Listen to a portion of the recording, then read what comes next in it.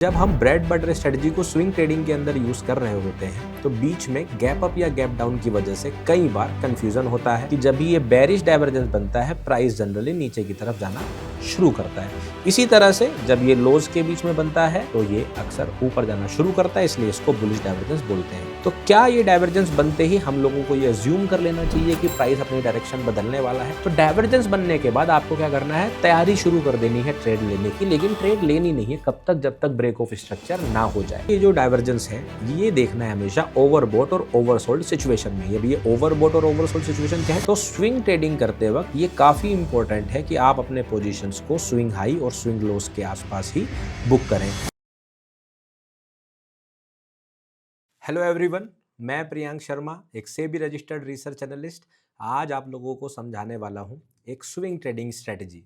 अब से कुछ समय पहले अपसर्च पर मैंने जो है एक स्ट्रेटजी बनाई थी, ब्रेड बटर स्ट्रेटजी, और उसके अंदर आप लोगों को सिखाया था किस तरह से आप स्टॉक मार्केट के अंदर इस स्ट्रेटजी से स्कैल्पिंग कर सकते हैं और इंट्राडे ट्रेडिंग के अंदर कई बार 2 से 3 ट्रेड सेटअप एक ही दिन के अंदर बना सकते हैं। उस स्ट्रेटजी को आप सब लोगों ने बहुत सारा प्यार दिया और उसके ऊपर कई 100 कमेंट्स आए जिसके लोगों ने बताया कि उन लोगों को उस स्ट्रेटजी से कितना बेनिफिट मिला। लेकिन अपसर्च की टीम ने मुझे एक बात और बताई कि उस स्ट्रेटजी में स्पेसिफिकली कई लोगों ने क्वेश्चन पूछा था कि सर इस स्ट्रेटजी को क्या स्विंग ट्रेडिंग के लिए यूज कर सकते हैं। और दूसरा क्वेश्चन था जो कि कुछ लोगों ने ट्राई किया था कि जब हम ब्रेड बटर स्ट्रेटजी को स्विंग ट्रेडिंग के अंदर यूज कर रहे होते हैं तो बीच में गैप अप या गैप डाउन की वजह से कई बार कंफ्यूजन होता है।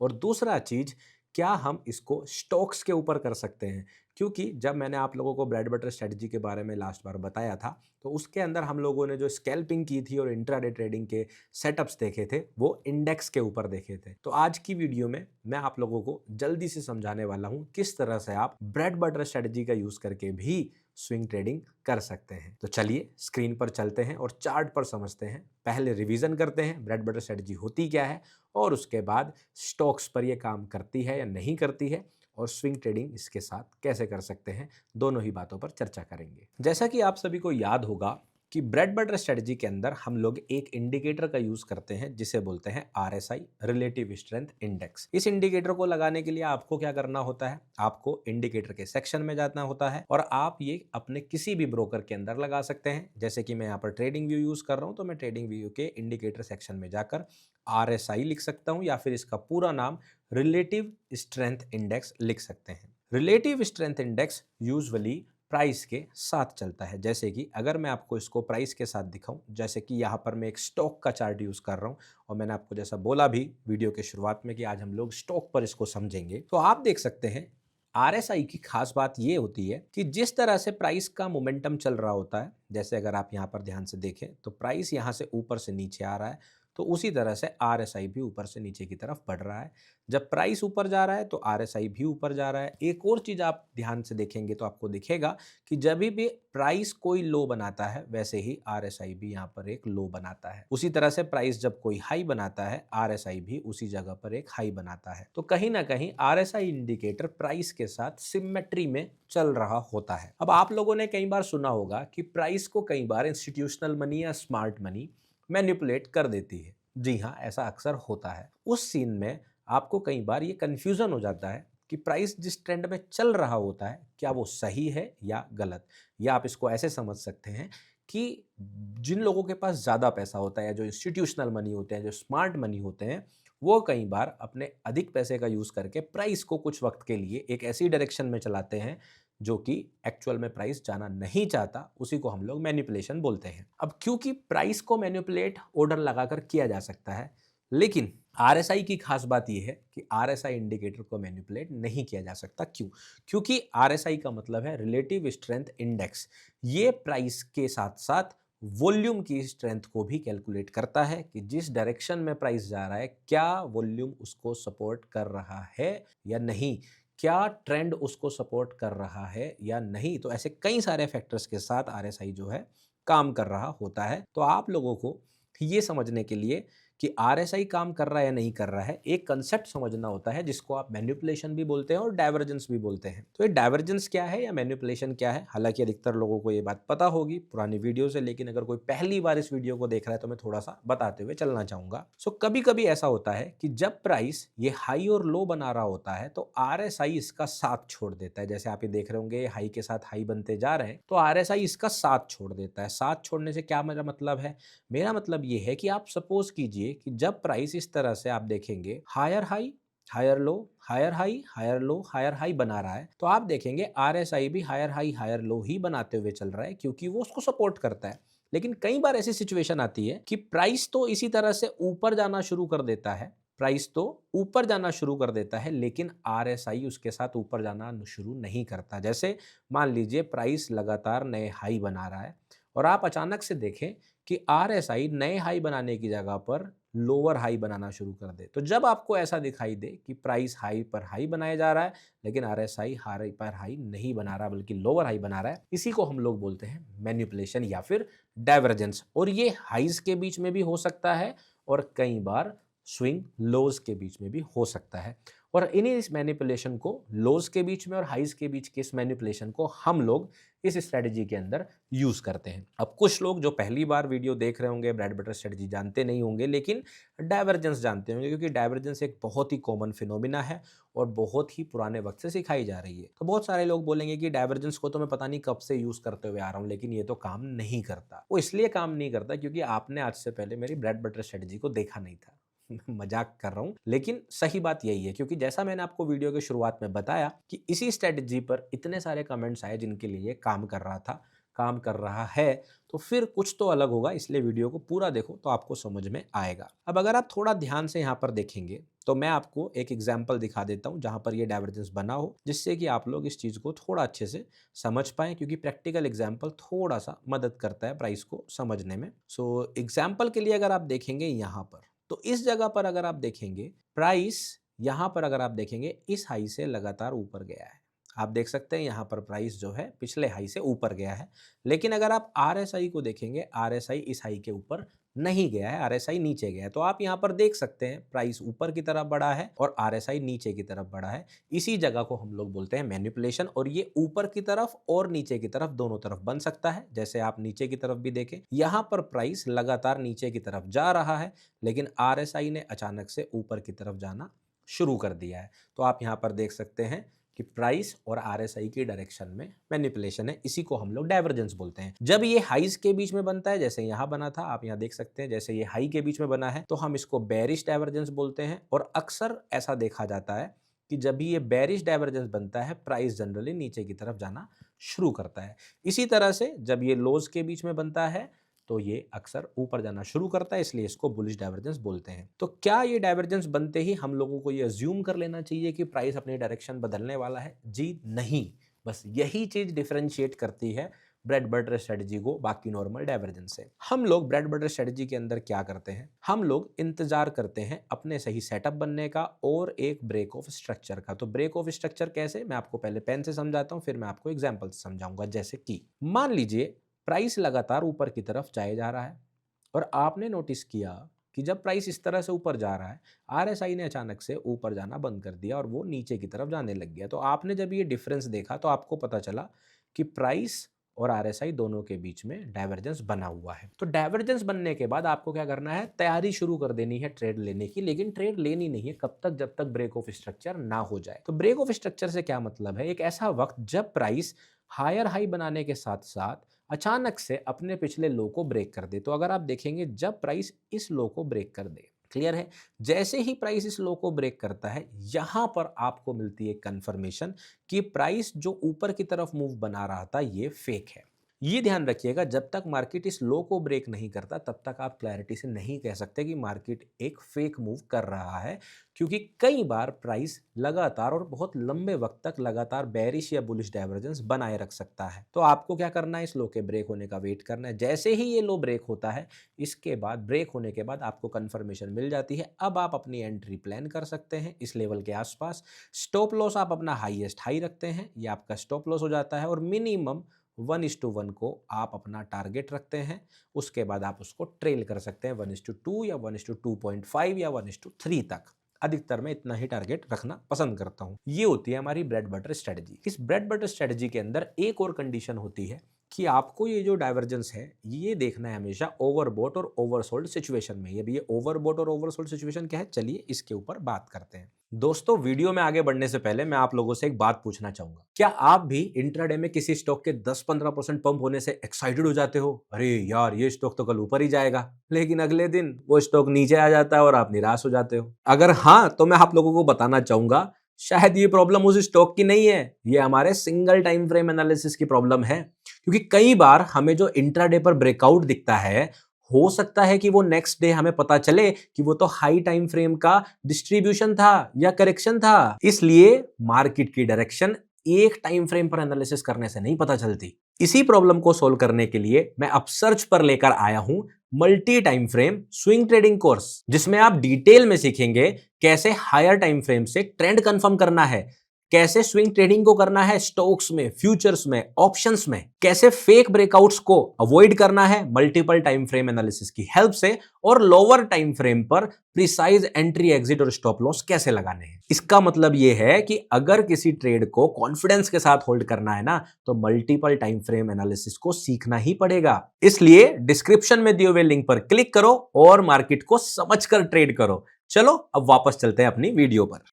आपको क्या ध्यान रखना होता है कि जब भी आप ये डाइवर्जेंस देख रहे होते हैं, तो इस आरएसआई के अंदर आपको अक्सर एक बैंड दिखाई देता है, जहां पर आप देख सकते हैं एक ऊपर वाली लाइन आपको यहां पर दिखाई दे रही होगी, एक नीचे वाली लाइन दिखाई दे रही होगी। इसी को अपर या लोअर बैंड कहते हैं। जो अपर बैंड वैल्यू होता है, जब भी आप आरएसआई इंडिकेटर लगाते हैं, इसकी वैल्यू 70 पहले से ही सेट होती है। स्टॉक मार्केट में ट्रेड करने के लिए आपको इसको 70 पर ही रखना है, कोई चेंज इसके अंदर नहीं करना है। नीचे वाला जो बैंड होता है, इसको लोअर बैंड बोलते हैं और इसकी वैल्यू पहले से ही 30 के आसपास सेट होती है। ठीक है, आप यहां देख भी सकते हैं, यहां पर ये 30 है और ऊपर की तरफ 70 है। जब भी आरएसआई की वैल्यू 70 के ऊपर जाती है, तो इस सिचुएशन को हम लोग बोलते हैं, जब ये 70 के ऊपर जाता है तो हम इसको बोलते हैं ओवरबोट। ओवरबोट मतलब इसको अधिक बाई कर लिया गया है। और जब भी प्राइस की या आरएसआई की वैल्यू 30 के नीचे जाती है, तो हम इस सिचुएशन को बोलते हैं ओवर सोल्ड, मतलब कि अधिक सेलिंग हो गई है। ओवरबोट और ओवरसोल्ड सिचुएशन के बाद अगर आप इस डाइवर्जेंस को ब्रेक ऑफ स्ट्रक्चर के साथ यूज करेंगे, तब हम इसे बोलेंगे कि हमारी ब्रेड बटर स्ट्रेटजी कंप्लीट हो गई। आइए अब हम लोग इससे स्विंग ट्रेडिंग कैसे करेंगे इसको समझते हैं। इसके लिए आपको दो चीजें समझने की जरूरत है। अगर आप किसी ऐसे स्टॉक के अंदर ट्रेड कर रहे हैं जो निफ्टी 50 के अंदर आता है, या फिर निफ्टी 50 के मार्केट कैप के जो स्टॉक्स होते हैं उसके आसपास के स्टॉक्स है, जैसे निफ्टी नेक्स्ट 50 या निफ्टी 100, इस तरह के स्टॉक्स अगर आप ट्रेड कर रहे हैं, तो उसके अंदर अगर आप एक बार निफ्टी 50 का भी व्यू देख लेंगे, तो आपको इसके अंदर एडिशनल विन रेट मिल सकती है। मतलब अगर आप निफ्टी पर बुलिश हैं, तो आप जिस भी स्टॉक के अंदर इस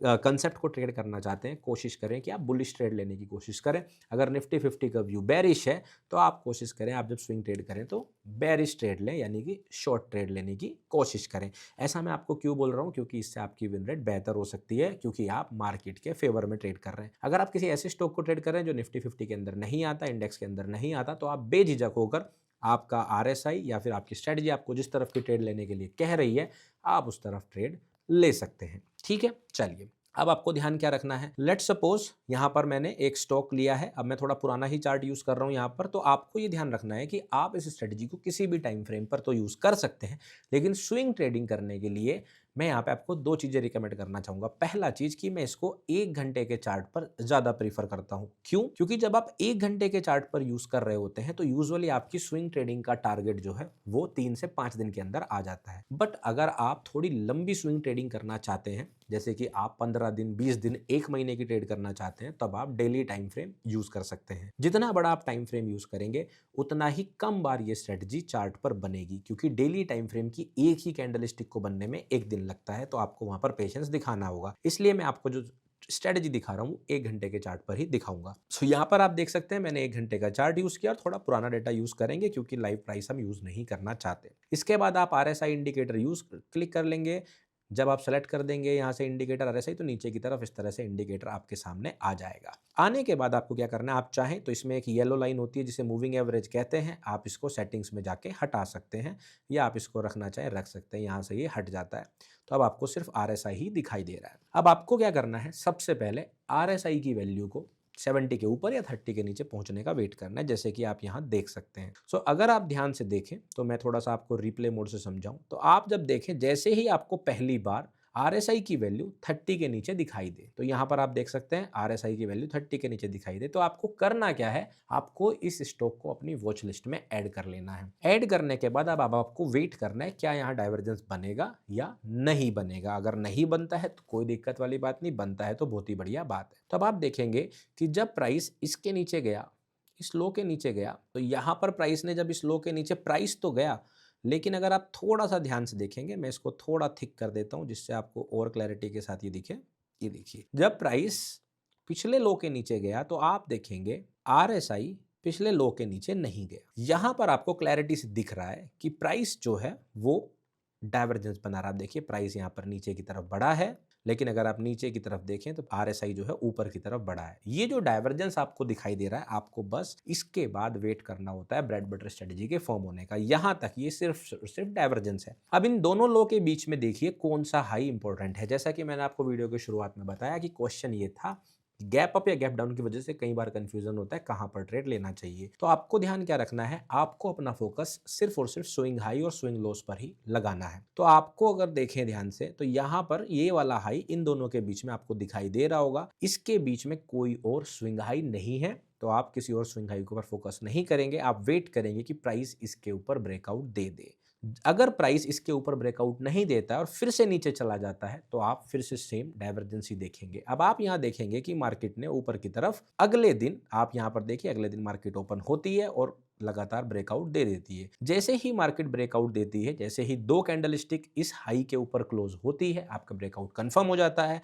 अब आप इस लेवल के आसपास, जो आपका ब्रेकआउट लेवल था, इस लेवल के आसपास आप अपनी एंट्री प्लान कर सकते हैं। अपनी एंट्री के वक्त आपको यह ध्यान रखना है कि आप अपनी एंट्री एक पर्टिकुलर एरिया में कीजिए, यानी कि जो ये आपका लेवल है इससे थोड़ा से ऊपर से लेके इस बीच में। अगर आप इस तरह से इस हिस्से में अपनी एंट्री प्लान करेंगे तो आपको अक्सर ट्रेड के अंदर एंट्री मिल जाएगी, क्योंकि कई बार प्राइस इस लेवल को एग्जैक्ट रीटेस्ट नहीं करता है और कई बार इसके अंदर डीप डाउन भी आ जाता है। जैसे कि प्राइस कई बार आपका इस तरह से यहां से डायरेक्ट ऊपर चला जाएगा और कई बार वो यहां से नीचे आके इस तरह से ऊपर जा सकता है। तो आप अगर प्राइस नीचे आता है आप ऐड करके एवरेजिंग कर सकते हैं, लेकिन ध्यान ये रखते हुए कि आप अपना रिस्क ज्यादा एक्सपोज ना कर दें। इस बीच में जब भी प्राइस आता है आप अपनी एंट्री प्लान कर सकते हैं। तो लेट्स सपोज आपने अपनी एंट्री यहां पर इस कैंडल की क्लोजिंग के बाद अगले कैंडल की ओपनिंग पर ही लगा दी। अब आप अपना स्टॉप लॉस जो रखेंगे वो हमेशा इस लो के नीचे ही रखेंगे और आपका जो पहला टारगेट होना चाहिए वो 1:1 होना चाहिए। अब यहां पर आपको ध्यान क्या रखना है, स्विंग ट्रेडिंग करते वक्त कई बार मार्केट जो है अलग अलग तरह की वॉलेटिलिटी से गुजर सकती है, जैसे कि किसी न्यूज के कारण भी। तो जब भी आप अपना 1:1 का टारगेट प्लान करें तो ये ध्यान रखें इस टारगेट के आसपास कोई ना कोई स्विंग हाई जरूर हो। उस स्विंग हाई की वजह से कई बार आपका टारगेट 0.95 या 0.91 के आसपास तक रह सकता है। जैसे कि इस केस में ये देखेंगे आप, स्विंग हाई यहां पर है तो ये थोड़ा सा नीचे अगर करेंगे तो ये 0.98 हो गया और कई बार ये बढ़ के 1.2 के आसपास आ जाएगा। तो आप दोनों ही केसेस में इस स्विंग हाई के आसपास ही अपना पहला टारगेट प्लान करें। दूसरा टारगेट प्लान करने या फिर इसके आगे एक्सटेंड करने के कई सारे तरीके होते हैं, जैसे कि इससे पिछला कोई भी बढ़िया स्विंग हाई आपको दिखाई दे रहा है, जैसे कि ये, यहाँ तक आप अपना टारगेट प्लान कर सकते हैं, या फिर आप डायरेक्टली 1:2 या 1:2.5 पर अपनी पोजीशन क्लोज कर सकते हैं। जैसे कि अगर 2.5 पर देखें तो यहाँ पर आप अपना नेक्स्ट टारगेट लगा सकते हैं। ये आपका टारगेट 1 हो गया और यहाँ पर आपका टारगेट 2 हो गया इस स्विंग हाई पर। तो स्विंग ट्रेडिंग करते वक्त ये काफ़ी इंपॉर्टेंट है कि आप अपने पोजीशंस को स्विंग हाई और स्विंग लोस के आसपास ही बुक करें। टारगेट 1 कंप्लीट होने के बाद हमेशा अपने पोजीशन पर अपना ट्रेलिंग स्टॉप लॉस जरूर ऊपर कर लें। तो देखते हैं, मार्केट नीचे आती है, आपके एंट्री जोन में आती है, जैसे कि आप देखेंगे यहाँ पर इस जोन के अंदर आई, आने के बाद मार्केट ने पहला टारगेट कंप्लीट कर दिया। अब यहाँ पे ध्यान देने वाली बात यह है कि मार्केट अगले दिन गैप अप या गैप डाउन ओपन होकर आपकी साइकोलॉजी को खराब कर सकती है। जैसे कि यहाँ पर जिस तरह टारगेट हुआ उसी तरह मार्केट नीचे गैप डाउन होकर भी आपको परेशान कर सकती है। तो आप अपने स्टॉप लॉस को जहां पर है वहीं पर लगा के रखें। स्विंग ट्रेडिंग करने के लिए आप लोग GTT, गुड टिल ट्रेडेड वाले स्टॉप लॉस ऑर्डर का यूज कर सकते हैं, जिससे कि अगर किसी वजह से आप स्क्रीन पर ना हो तो भी ये ट्रिगर हो जाए। टारगेट के लिए भी आप सेम ऑर्डर एग्जीक्यूट कर सकते हैं। इसके बाद जैसे ही आपका टारगेट 1 क्लियर हो जाता है, आपको अपनी एंट्री के आसपास जो भी स्विंग लो दिखाई दे उसके पास आप अपना स्टॉप लॉस इस तरह से खिसका दें, जिससे कि अगर मार्केट वापस नीचे गिरे तो अब आपका लॉस ना हो और आपने पार्शियल प्रॉफिट जरूर बुक कर लिए हो। इसके बाद मार्केट जहां जाता है दैट इज ओके। अगर वो नीचे आता है, आपको वापस से स्टॉप आउट कर देता है तो ठीक है, अगर वो टारगेट तक चला जाता है तो भी वो ठीक बात है, उसमें ऐसी कोई परेशानी वाली बात नहीं है। इस बात से आपको समझना यह है कि जब मार्केट टारगेट्स की तरफ चल रहा होगा तो वो वक्त लगाएगा। अब इस चीज पर अधिकतर लोग उम्मीद तोड़ देते हैं। होता क्या है कि कई बार मार्केट पहला टारगेट तेजी से करती है, लेकिन दूसरा टारगेट पूरा करने से पहले वो वक्त लगा देता है। लेकिन आपको ट्रेडिंग सिस्टम के हिसाब से करनी होगी, और स्विंग ट्रेडिंग का पर्पज ये होता है कि आपको टाइम का हिसाब से अपने टारगेट सेलेक्ट नहीं करने होते, आपको मूव के हिसाब से अपने टारगेट सेलेक्ट करने होते हैं। तो यहाँ पर टाइम कितना भी लगे, आपको होल्ड करने की कैपेसिटी तो रखनी ही पड़ेगी। और इस तरह से आप देख सकते हैं कि ब्रेड बटर स्ट्रेटजी स्टॉक पर भी काम करती है और दूसरा वो स्विंग के लिए भी काम करती है। इसी तरह से आप लोग बुलिश के साथ साथ बेरिश टारगेट भी देख सकते हैं। बेरिश कहाँ बना है वो भी देख लेते हैं। इसको देखना बड़ा आसान है। आप सिंपली क्या कर सकते हैं, आप नज़र दौड़ाइए और देखिए RSI की वैल्यू इसके ऊपर कहाँ गई। क्या वहाँ डाइवर्जेंस बना था? यहाँ पर नहीं बना है, ठीक है। यहाँ पर ऊपर गई है, देखते हैं यहाँ डाइवर्जेंस बना है क्या। अगर आप देखेंगे, चलिए मुझे लगता है शायद यहाँ पर हमें वापस से एक डाइवर्जेंस देखने को मिल जाए। अगर आप ध्यान देंगे, प्राइस लगातार ऊपर जा रहा है, लेकिन अगर आप देखेंगे तो अचानक से RSI ने नीचे आना शुरू कर दिया। मुझे फिर से डाइवर्जेंस दिख रहा है, लेकिन ध्यान दें प्राइस लगातार 3 बार हाई बना चुका है, उसने एक भी बार पिछला लो ब्रेक नहीं किया। तो डायरेक्टली ट्रेड नहीं करना है, किसी लो के ब्रेक होने का वेट करना है। तो जैसे कि अगर हम देखें तो पहली बार जब ये हाई के बीच में गैप बना तो हमने इंतजार किया होगा ये लो ब्रेक होने का, लेकिन मार्केट ऊपर चली गई। तो अब आप इस लो को खिसका देंगे पिछले स्विंग लो के पास। यहाँ पर अगर मार्केट और ऊपर जाती है तो हम सेम काम करते रहेंगे, लेकिन हम लोग जब तक ब्रेकआउट नहीं मिल जाता तब तक ट्रेड के अंदर एंट्री नहीं करेंगे। ये देखिए आपके पास यहाँ पर इमीडिएट फेकआउट हो गया, 2 क्लोजिंग इसके नीचे नहीं आई है। अगर ऐसी सिचुएशन बनती है तो मैं यूजुअली ट्रेड नहीं करता, बल्कि अब मैं ट्रेड करूंगा अगर मार्केट इस लो के नीचे वापस से आ जाती है। अगर मार्केट इस लो के नीचे वापस आ जाती है, इसका मतलब ये है कि मार्केट जो है वीक है, लेकिन अगर ये फेक आउट है तो मार्केट जो है वापस से ऊपर चला जाएगा। तो अब देखते हैं मार्केट डायरेक्टली वापस ऊपर चला जाता है कि नीचे जाता है। ये फिर से नीचे आ गया, बस जैसे ही मार्केट दोबारा से नीचे आता है, इस केस में मैं अब ट्रेड के अंदर एंट्री प्लान कर सकता हूं। सो मैं यहां पर अपनी शॉर्ट ट्रेड में एंट्री प्लान कर लूंगा, जो भी अगली कैंडलस्टिक बनेगी इस जगह पर, ठीक है। स्टॉप लॉस जो रहेगा वो कोशिश तो यही करेंगे कि हम लोग यहीं रखें। अगर ऐसा सिनेरियो है जिसमें फेक आउट डबल हुआ है तो आप इस वाले लो को भी कंसीडर कर सकते हैं, जिससे कि आप रिस्क टू रिवॉर्ड मेंटेन कर पाएं।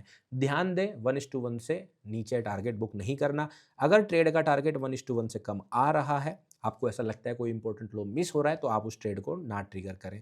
तो जो सबसे पहला अगर मेरा स्विंग लो देखें, लगभग ये 1:1 के आसपास है, इसलिए इस ट्रेड को किया जा सकता है। अगर आप देखेंगे लगभग 1:1 है, और अगर इससे भी नीचे गिरता है तो मेरे पास जो अगला टारगेट होगा वो लगभग इस लो के आसपास होगा। तो इस ट्रेड के अंदर मैं एग्जीक्यूशन करना चाहूंगा। क्यों करना चाहूंगा? क्योंकि मेरे पास डबल ब्रेकआउट है, डाइवर्जेंस है, और डाइवर्जेंस कहाँ बना हुआ है? ओवरबॉट सिचुएशन में बना हुआ है। तो देखते हैं इस ट्रेड के अंदर क्या होता है। ध्यान रखिए किसी भी स्ट्रेटजी के अंदर स्टॉप लॉस और टारगेट दोनों ही होते हैं। तो आपको तैयार ये रहना है कि मेरा स्टॉप लॉस हो जाए, टारगेट हो जाए, मुझे फर्क नहीं पड़ता। तो आप यहाँ देखेंगे कि मार्केट ने जो है ऊपर जाकर आपका स्टॉप लॉस कर दिया, ठीक है।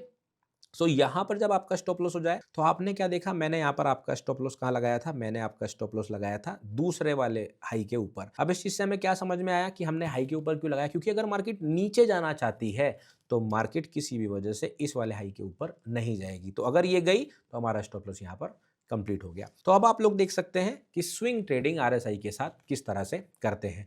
आपको अब इस स्ट्रेटजी के साथ क्या करना है? सबसे पहली चीज, जिस तरह से यहाँ पे मैंने आपको दिखाया कि मेरी एक ट्रेड का स्टॉप लॉस हो गया, एक ट्रेड का मेरा जो है यहाँ पर टारगेट हो गया, उसी तरह से जब आप स्विंग ट्रेडिंग करने जाएंगे ब्रेड बटर स्ट्रेटजी से, तो आपके भी स्टॉप लॉस और टारगेट होंगे। अब आप देखिए इस तरह से मैं यहाँ पर कई सारे एग्जांपल्स दिखा सकता हूँ, आपको टारगेट्स दिखा सकता हूँ, आपको स्टॉप लॉस दिखा सकता हूँ, लेकिन ये स्ट्रेटजी आपके लिए काम करेगी या नहीं करेगी, ये इस बात के ऊपर डिपेंड करता है कि आप लोगों ने इसके लिए प्रैक्टिस करी भी है या फिर नहीं। तो अगर आप प्रैक्टिस करेंगे तो आपके लिए हो सकता है ये काम करे, अगर आप प्रैक्टिस नहीं करें तो आप लोग सिर्फ सोचते रह जाएंगे। तो इसलिए क्या करना है, किसी भी स्ट्रेटजी की तरह इस स्ट्रेटजी को स्विंग ट्रेडिंग में कम से कम 50 से 100 ट्रेड्स लेकर पेपर ट्रेड करके देखना है। पेपर ट्रेड करने के बाद ये देखना है क्या ये स्ट्रेटजी मेरे लिए काम करती है या मेरे लिए काम नहीं करती है, कितना इसका विन रेट आता है, इस रिस्क टू रिवॉर्ड से क्या रिजल्ट निकल के आते हैं। और जब आप ये करेंगे तो ये आपके लिए काम करेगी, क्योंकि इस स्ट्रेटजी को मैं पिछले 7 सालों से जो है काम कर रहा हूँ। इस स्ट्रेटजी के साथ बहुत सारे लोग काम कर रहे हैं और सबके लिए काम करते जा रही है। तो आई होप ये स्ट्रेटजी आप लोगों को भी हेल्प करेगी। ट्राई कीजिए, प्रैक्टिस कीजिए, कमेंट करके मुझे जरूर बताना जब आप लोग 50-100 ट्रेड करके देख लें ये स्ट्रेटजी ने आप लोगों के लिए काम किया या नहीं किया। चलिए फिर मैं मिलता हूं आप लोगों को किसी नेक्स्ट वीडियो में, तब तक रखिए अपना ध्यान। Take care, bye bye.